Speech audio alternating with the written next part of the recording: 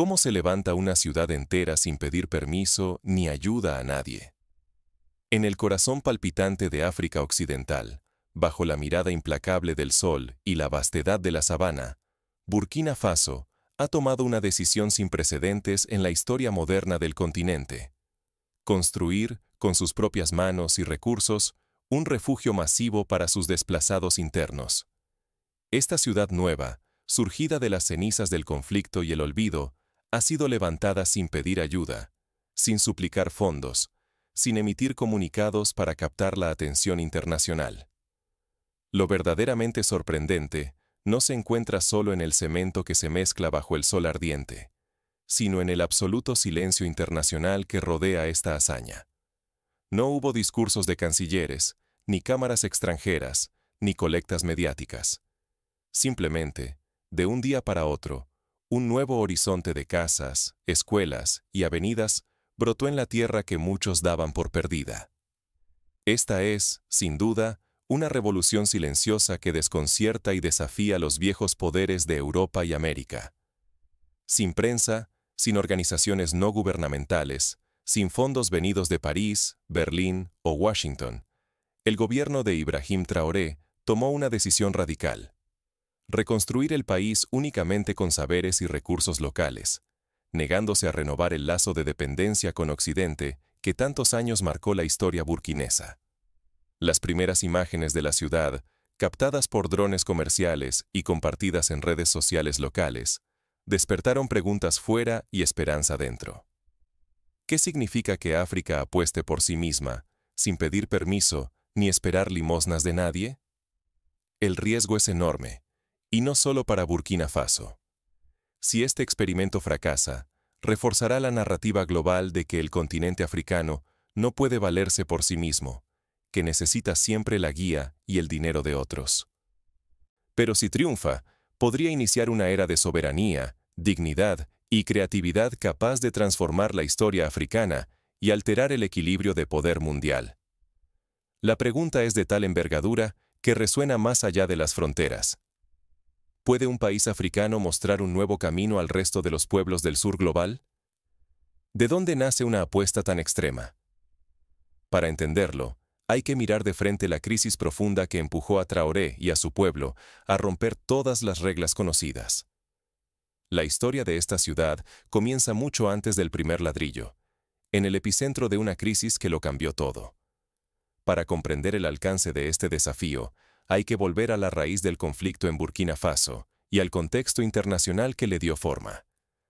Antes de la ciudad de esperanza, solo reinaban el éxodo y la desesperación. Desde hace más de una década, Burkina Faso ha sido escenario de una tormenta perfecta: violencia terrorista, sequía persistente, pobreza endémica y abandono institucional.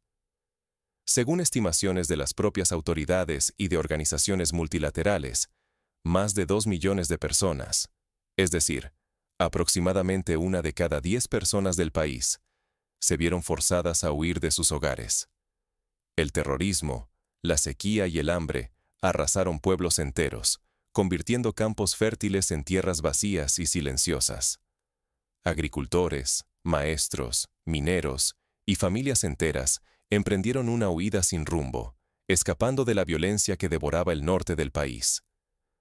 Las ciudades principales, como Ouagadougou y Kaya, colapsaron bajo el peso de esta marea humana. Las calles y los alrededores se poblaron de campamentos improvisados, levantados con láminas de plástico, lonas azules y polvo rojo. Allí, la vida se reduce a sobrevivir bajo el sol abrasador, entre la escasez de agua, la falta de servicios y la ausencia de futuro. Un ejemplo concreto: en los suburbios de Kaya, miles de niños crecieron durante años sin acceso a una escuela formal, aprendiendo a leer con cartones y fragmentos de periódicos desechados. Frente a esta tragedia, el mundo respondió como siempre: donaciones puntuales, promesas huecas y la gestión de una crisis interminable.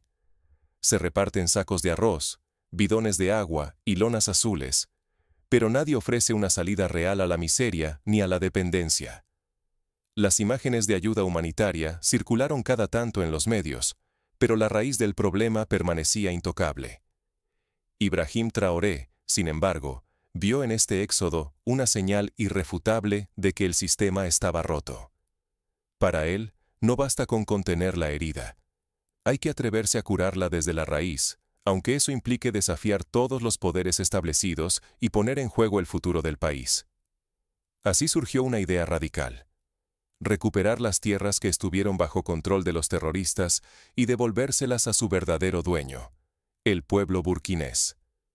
No sería un plan importado, ni una copia de soluciones extranjeras, sino una misión nacida de la memoria, la dignidad y el coraje colectivo. Un ejemplo de esto lo podemos encontrar en la localidad de Djibo, donde los habitantes, tras recuperar el control de la zona, comenzaron a organizar asambleas comunitarias para decidir cómo reconstruir sus barrios y cultivos. Porque perpetuar la dependencia de la ayuda internacional condena a generaciones a la marginalidad y a perder tanto su identidad como su historia. La caridad puede aliviar el hambre de hoy, pero jamás restaurará el orgullo ni la confianza en uno mismo. Esta es una lección que otros países africanos han aprendido a su costa, como lo demuestran las experiencias de Sudán del Sur o de Sierra Leona, donde décadas de ayuda internacional no lograron romper el círculo de la pobreza crónica. Frente a un mundo que prefiere mirar hacia otro lado, surge una pregunta urgente y desafiante. ¿Y si Burkina Faso toma el control de su destino, sin esperar permiso, sin pedir favores ni aceptar condicionamientos? El sueño parecía imposible. Levantar una ciudad desde cero, en medio de la nada, solo con manos propias y la memoria de un pueblo herido. Pero a veces, la esperanza se forja justo donde el abandono parece definitivo. Un ejemplo histórico similar lo encontramos en Corea del Sur tras la guerra, cuando el país entero se reconstruyó desde ruinas, con esfuerzo propio, antes de recibir inversiones extranjeras. Traoré rechaza el guión impuesto. No quiere préstamos, ni consultores, ni misiones extranjeras. Aquí, las manos burkinesas construyen el futuro. No hay fondos de la ONU, ni discursos suaves. El cambio no se suplica. Se arranca a pulso, con sudor y oro propio. La voluntad colectiva desafía la historia de un pueblo acostumbrado a ser víctima, y en ese rechazo se esconde la semilla de una transformación profunda. En el corazón del proyecto Ville Renaissance, ingenieros, obreros, campesinos y desplazados entrelazan esfuerzos. Cada ladrillo, cada zanja, cada poste son obra de manos locales. El oro que durante décadas enriqueció bancos europeos ahora se transforma en techos, escuelas y clínicas para su propio pueblo. Por ejemplo, antiguos mineros de la región de Houndé, que antes trabajaban para compañías extranjeras, ahora dirigen cooperativas de construcción y financian la instalación de placas solares en los tejados de las viviendas nuevas. No hay financiadores extranjeros, ni intermediarios. Solo recursos propios, tierra recuperada, trabajo incansable y una apuesta radical por la autosuficiencia. Donde otros veían solo un campo de refugiados, los burkineses vieron un terreno fértil para una revolución social y política nacida desde abajo. Esta visión recuerda a la de los kibutz en Israel, donde la comunidad transformó zonas áridas en espacios habitables y productivos, mostrando que la cooperación puede ser más poderosa que la caridad. Antes, los desplazados eran cifras en reportes humanitarios. Hoy son constructores de su destino. Hombres y mujeres que huyeron del terror ahora levantan casas que llevan sus nombres y sus historias. La ciudadanía deja de ser un documento otorgado desde arriba y se convierte en identidad forjada con esfuerzo y solidaridad. Un ejemplo concreto es el de Fati, una madre de 4 hijos, que tras años de vivir en un campamento improvisado, ahora dirige el comité de vecinos, encargado de la distribución del agua en su nuevo barrio. Occidente responde con silencio. No hay titulares, ni cámaras, ni organizaciones no gubernamentales celebrando. Este experimento incomoda porque amenaza el statu quo global. Si un país logra reconstruirse sin ayuda internacional, ¿a quién sirve el viejo sistema de dependencia? En la década de 1960, cuando Ghana intentó lanzarse a la industrialización sin el beneplácito extranjero, fue rápidamente aislada y boicoteada. Hoy, Burkina Faso desafía ese mismo cerco, pero con una estrategia diferente: la autosuficiencia radical. Aquí, el urbanismo es resistencia política. El diseño de cada calle, los patios colectivos, las escuelas solarizadas y los pozos de agua expresan dignidad recuperada. Cada hogar es más que refugio. Es un arma simbólica contra el caos, una declaración de que la memoria y el futuro también se edifican. Por ejemplo, la disposición de las viviendas en círculos evoca las aldeas tradicionales Mosi, reforzando el sentido de comunidad y pertenencia. Fracasar implicaría regresar a la rueda del asistencialismo y la injerencia. Pero si este modelo prospera, puede romper el monopolio de la ayuda y abrir una nueva vía para todo el sur global. La vía de la soberanía, la cooperación horizontal y la dignidad compartida. En América Latina, movimientos como el zapatismo en México también han apostado por la autonomía y la autogestión, resistiendo la tentación de depender de recursos externos. La tensión está en cada jornada y cada ladrillo. ¿Basta la voluntad colectiva para desafiar estructuras globales? Si esta ciudad se consolida, podría ser el primer eslabón de una cadena de autonomía africana. El efecto dominó podría sentirse en países vecinos como Malí y Níger, donde también existen movimientos para recuperar el control de los recursos y las decisiones nacionales. Pero, ¿cómo se plasma esta independencia en la vida diaria? ¿Qué detalles técnicos y humanos hacen posible que cada plaza, cada vivienda y cada aula sean verdaderos actos de soberanía? Para entender el alcance de este experimento, hay que observar el pulso cotidiano de la ciudad. Allí, los desafíos y las soluciones locales revelan la verdadera dimensión de la transformación. Lo que brota en Burkina Faso no es simplemente una ciudad, sino el germen de una emancipación inédita. Cada muro que se levanta grita una verdad. Aquí, la dignidad se reconstruye sin esperar autorización ni ayuda extranjera. Esta urbe integra sistemas solares propios, agua gestionada por la comunidad, agricultura urbana y comunicaciones diseñadas desde cero. Todo, con sello y conocimiento local. Por ejemplo, la cooperativa de mujeres Las Manos del Faso produce bloques ecológicos usando una mezcla de arcilla local y residuos agrícolas, reduciendo costos y huella ambiental. El diseño es radicalmente inclusivo. Nadie queda fuera. Todos tienen derecho a un hogar, servicios básicos y voz en las decisiones. Mujeres y jóvenes lideran consejos barriales, participando en la gobernanza cotidiana. Así, la ciudad no solo acoge desplazados, reinventa la noción de ciudadanía y pertenencia. En el barrio de Samané, los adolescentes gestionan una radio comunitaria que difunde información útil y promueve debates sobre el futuro de la ciudad. Nada aquí es copia de París, Dubái, ni de modelos foráneos. Arquitectos, ingenieros y obreros de Burkina Faso crean desde la memoria y la imaginación africana. El saber tradicional dialoga con la tecnología contemporánea, y el resultado es un modelo que no replica, sino que reinventa. Por ejemplo, se han adaptado técnicas de construcción en adobe, mejorado con fibras vegetales, combinando resistencia y eficiencia energética. Lo impensado es el efecto contagio. El ejemplo ya provoca debates y esbozos de réplica en países como Malí, Níger y Guinea. Incluso en la diáspora, este modelo enciende el deseo de retornar y reconstruir. El mensaje se escucha alto y claro. África puede y debe ser autora de su propio destino. En París y Bruselas, asociaciones de migrantes burkineses han comenzado a recaudar fondos para replicar proyectos similares en sus regiones de origen. Este proyecto desafía la lógica impuesta desde fuera, la que insiste en que África debe esperar y depender eternamente. Por primera vez en décadas, la autosuficiencia no es un sueño, es una realidad en marcha. El ejemplo de Burkina Faso recuerda al de Vietnam, que tras la guerra optó por una reconstrucción basada en la movilización popular y el aprovechamiento ingenioso de recursos locales. Las reacciones externas son elocuentes. Occidente calla, incapaz de asimilar una historia sin víctimas ni benefactores. China, Rusia y Turquía lanzan elogios discretos, atentos a una África que empieza a negociar en sus propios términos. El mundo observa, unos con recelo, otros con esperanza.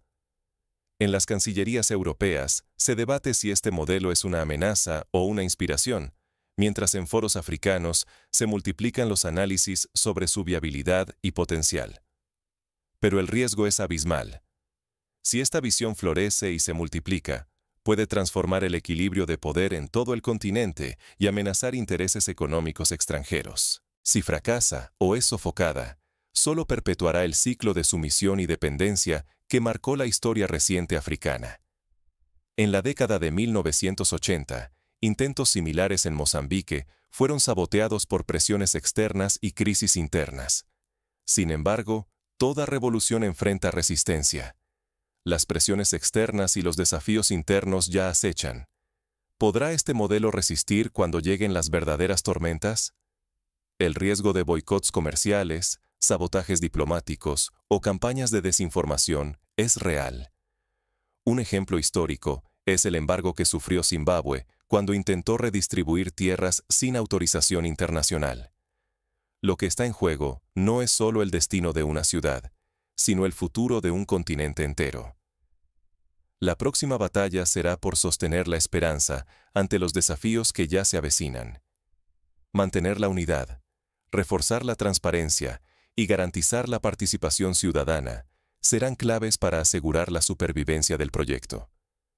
La innovación auténtica de esta ciudad no está en sus estructuras, sino en restaurar la dignidad de quienes la habitan.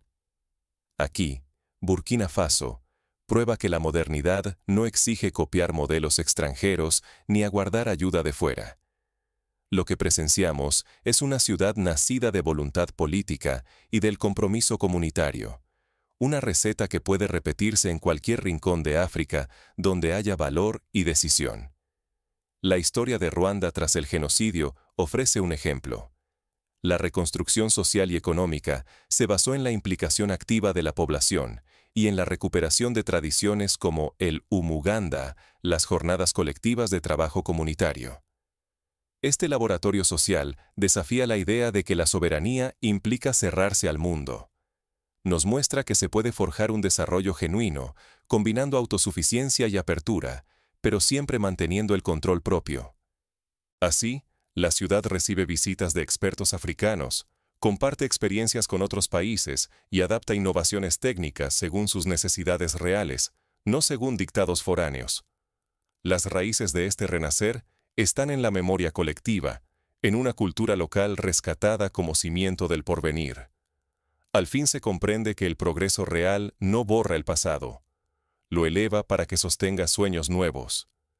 En las escuelas de la nueva ciudad, se enseña tanto la historia de resistencia burkinesa como programación básica y técnicas agrícolas modernas, fusionando tradición y modernidad en la formación de las nuevas generaciones. El eco de este ejemplo se multiplica gracias a las redes sociales y la diáspora. Videos y relatos cruzan océanos, animando a comunidades africanas en Europa, en América y en todo el continente a preguntarse: ¿y si nosotros también pudiéramos intentarlo? En barrios de Abiyán y Dakar, jóvenes organizan foros para analizar cómo adaptar el modelo burkinés a sus propios contextos. La pregunta central supera lo político o técnico. ¿Queremos ciudades hechas para la vida de su gente o para la especulación de los mercados? En Burkina Faso, la respuesta es contundente. Cada escuela, cada pozo, cada techo es un manifiesto por la dignidad colectiva. La ciudad rechaza la lógica de guetos o viviendas de lujo. Aquí, la arquitectura sirve a la comunidad y no a los intereses de inversores especulativos. Quizá la mayor enseñanza sea esta: hace falta atreverse a soñar y ejecutar, sin esperar permiso ni reconocimiento externo. Los burkineses han probado que el éxito, antes que recursos materiales, necesita coraje y confianza propia. En palabras de un anciano del Consejo de Sabios local, ningún árbol crece bajo la sombra de otro. Solo los que se atreven a salir a la luz pueden dar frutos nuevos. Sin embargo, persiste una amenaza. Si África y el mundo ignoran este modelo, condenarán a millones a la marginación y al olvido. Adoptar este espíritu puede iniciar no solo la reconstrucción, sino un verdadero renacimiento continental. Ejemplos históricos como el movimiento de los pueblos sin tierra en Brasil o las cooperativas rurales en India muestran que el cambio profundo solo es posible cuando la comunidad toma las riendas. Y así, se plantea el desafío principal. ¿Seremos simples espectadores o nos atreveremos a participar en este despertar africano? La decisión no es solo de Burkina Faso, sino de todo un continente y de quienes, desde fuera, pueden elegir entre apoyar o entorpecer este proceso. Pero toda transformación encuentra resistencias. Las fuerzas contrarias a este cambio ya empiezan a moverse, temerosas de perder el control sobre un continente que despierta. La batalla de las ideas se libra tanto en los foros internacionales como en las calles de la nueva ciudad. Campañas de desinformación, intentos de dividir a la comunidad o presiones económicas buscan frenar el avance del modelo. ¿Estamos presenciando solo la construcción de viviendas o el nacimiento de un verdadero renacimiento africano? En la historia de la humanidad, pocas veces una ciudad ha simbolizado tanto el pulso de un pueblo por levantarse por sí mismo. Recordemos el ejemplo de Brasilia, construida en un tiempo récord como símbolo de modernidad e independencia nacional, aunque bajo lógicas distintas. Aquí, la diferencia es que la ciudad burkinesa nace desde abajo, con protagonismo popular y sin deudas externas. A estas alturas, la pregunta ya no es únicamente sobre Burkina Faso. Nos encontramos ante una bifurcación histórica que trasciende los bloques de cemento o los límites de un experimento urbanístico. Aquí se juega algo mayor. ¿Decidiremos ser autores de nuestro propio destino o seguiremos atrapados en la rueda de la dependencia? ¿Seremos capaces de imaginar y construir un futuro digno o aceptaremos que otros decidan por nosotros? La historia es implacable. No espera a nadie.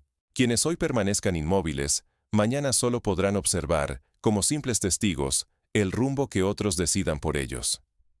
Los ejemplos del pasado, desde la reconstrucción del Japón tras la Segunda Guerra Mundial hasta la resistencia de Cuba frente al bloqueo, muestran que solo la acción decidida puede cambiar el curso de los acontecimientos. Ser parte de esta nueva narrativa no depende de un pasaporte, un cargo o una ideología. Es el reto de comprender que la dignidad se construye con actos concretos y la verdadera autonomía exige valor colectivo. Levantar una ciudad es más que edificar paredes. Es tejer una red de confianza, solidaridad y visión compartida. En palabras de una joven voluntaria, aquí descubrimos que ayudar no es dar, sino construir juntos. Burkina Faso desafía todos los prejuicios y paternalismos. Con manos y recursos africanos, está levantando una ciudad donde antes solo había dolor, abandono y promesas incumplidas. Esto no es un milagro ni un truco propagandístico. Es prueba viva de que incluso en los contextos más adversos, un pueblo puede reinventarse y darle un nuevo sentido a la palabra desarrollo. Este modelo no es perfecto, pero abre el debate. No se trata de copiar ciegamente, sino de inspirar y adaptar. Lo que realmente está en juego es nuestra capacidad de recuperar la memoria, la autonomía y el orgullo, para romper de una vez el círculo vicioso de pobreza y sometimiento.